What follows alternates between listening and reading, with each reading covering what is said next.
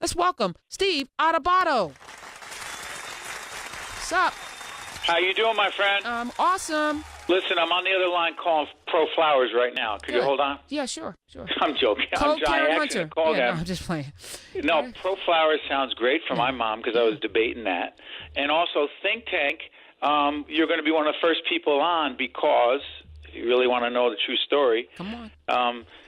Think Tank is a long-time thing that's been in my head. It's a series I wanted to create on public broadcasting, and the last time I was on with you, I got so much feedback about how honest, how genuine, how real our conversation was, and how, frankly, so many people, in all candor, find the Karen Hunter program one of the few places you can have that. And I said, wait a minute.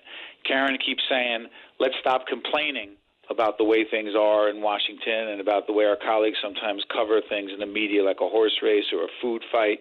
And I said, why don't I create something that is as comparable as possible and make a contribution the way you are? And I'm not saying to kiss up to you because you're my friend, but it's a fact. I was moved by the last conversation we had, and I thought, let me try to raise the money and do something meaningful in public broadcasting, and that is what Think Tank is all about, real conversation, real people, real issues that you're not going to find, no disrespect, but on a lot of the other cable stations that you and I were saying we had to play certain roles on. That is very predictable. I know how the show goes, and that bores me. So how does it? What's the? Is it one-on-one? Will it be a panel? Like, tell me what's the format? So mostly it's four people sitting around a table. We kick off this weekend with a program on the future of the Democratic Party. Instead of just saying, hey, Democrats, how are they going to win? They're going to run to the left, run to the middle, whatever it is.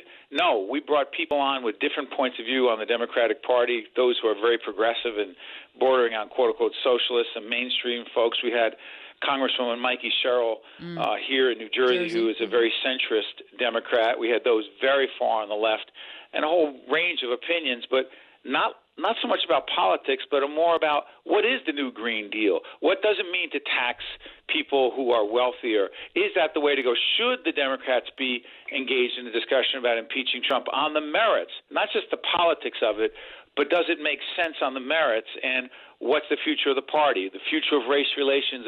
Listen, the problem with Karen Hunter, frankly, is that you could be on so many shows we have. We were sitting there brainstorming the other day, and I'm thinking, whether it's the future of race relations, the future of our democratic system of government, there are a whole range of places that you could and will participate, and I look forward to that discussion because it's thoughtful people, not with an obvious, predictable point of view, but folks who are also willing to listen to others and disagree, sounds corny, but without being disagreeable. So it kicks off on Saturday. Premieres right. is Saturday. Who's on the first panel?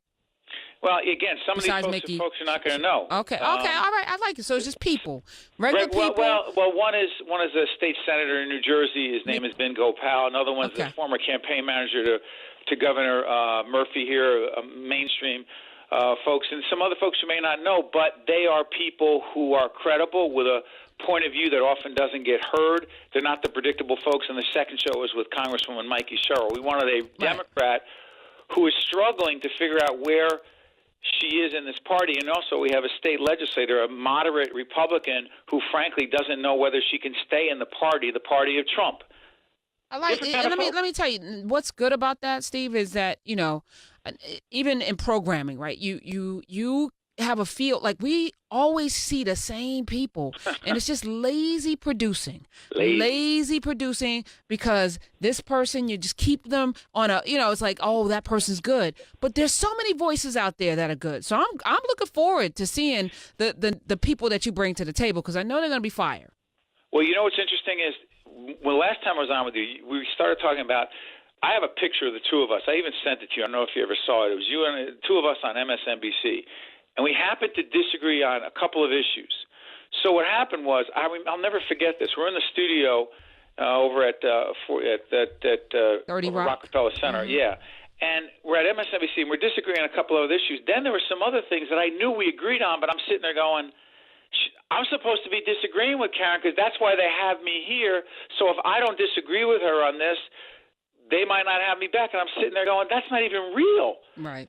And we have folks who agree, who disagree, but they're being genuine, they're being real. It's an unpredictable conversation.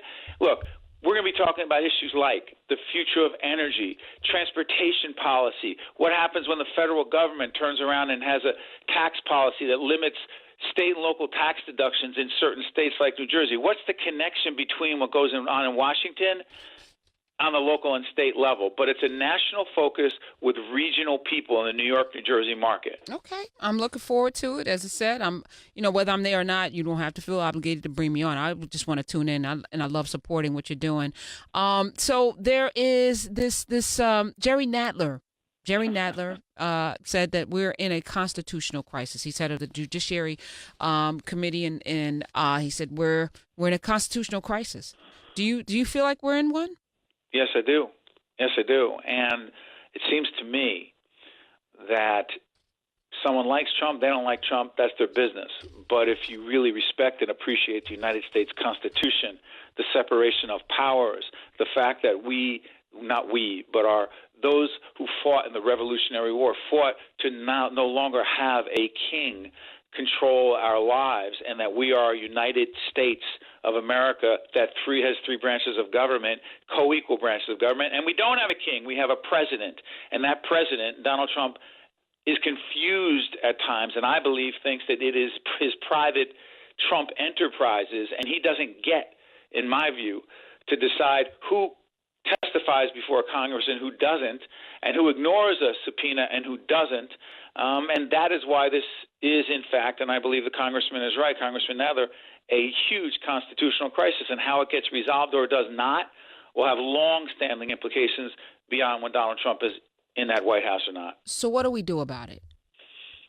My view? Yes. I'll take my hat off as an anchor who's supposed to be impartial. Just me and you, and I'll be just an analyst. Steve. Mm-hmm. I mean, you got to come down on this. You've got to draw the line. We have to hope and pray that some of the Republicans. There's only one United States Senator Republican who stepped up, who heads up a major committee in the Senate and said, I want Donald Trump Jr. to testify. Now, I'm not looking to nail this young man, who now says he's a private citizen, but at the time was taking meetings on his father's behalf with Russians to get some, quote, dirt on Hillary Clinton. But how could there be only one Republican in the United States Senate who steps up and says the rule of law matters and we no longer need to be flacking for Donald Trump? What do we need to do? We need to put pressure, hard pressure, and say that this isn't about Trump, this is about our country. And all Americans need to stand together and be strong, because if not, I'm telling you, this will set a precedent that will hurt our nation moving forward. I couldn't agree with you more. I'm not as optimistic as you are about this, though. And Donald Trump Jr. is not so young. He's 41 years old. He's a grown-ass man with children. When we shouldn't put him in the category of being young and foolish. No, he knew what he was doing. He's a grown person who's been around the block a few times and just got divorced. So, he's done some things, right? He's got 1, 2, 3, 4, 5 children. I'm sorry. 1, 2, 3, 4. Yeah, he's got a lot of kids. Counts. I think Jared counts. Jared counts too, yes. All right. I want to keep having this conversation. I want to have you back on more frequently, and I need to have you in the studio. Next time in the studio. And by the way, I'm going to correct you on one thing you said. What? You said, I don't have to have you on. I want to have you on. We need to have you on because it's the right thing to do, and it adds to the kind of voices on Think Tank that we need. So even though you're my friend, it's not a favor. I appreciate that. Think Tank, Saturday on, give me the network. NJTV, and also WNET, the PBS flagship around the country, but based in New York. Okay, awesome. I'm so proud of you. I'm proud of you. Thank you, my friend. All right. Check him out at Steve Adubato, and you can go to steveadubato.org. And, of course, check out his book, Lessons in Leadership.